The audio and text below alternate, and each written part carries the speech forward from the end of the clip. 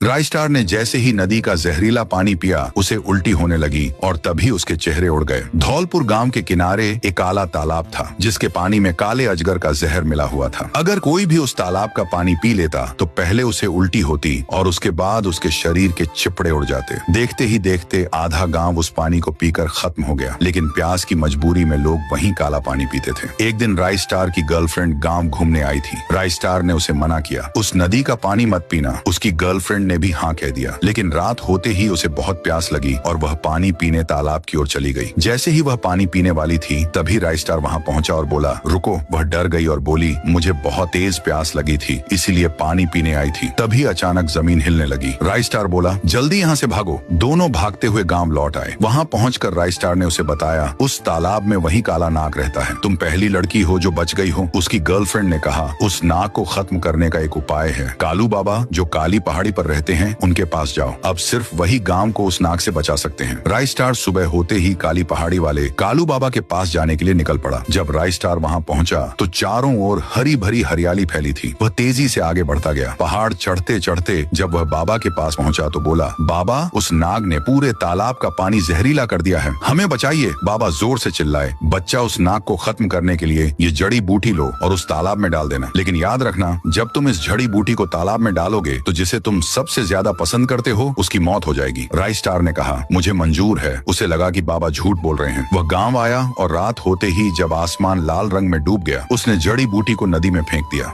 अचानक एक तेज दहाड़ गूंजी और उस तालाब का पानी लाल हो गया, लेकिन उसके बगल में खड़ी राय स्टार की गर्लफ्रेंड को अचानक उल्टी आने लगी और तभी उसके चितड़े उड़ गए। राय स्टार को तभी बाबा की कही हुई बात याद आई, जब तुम जड़ी बूटी को तालाब में डालोगे तुम्हारे किसी खास की मौत हो जाएगी।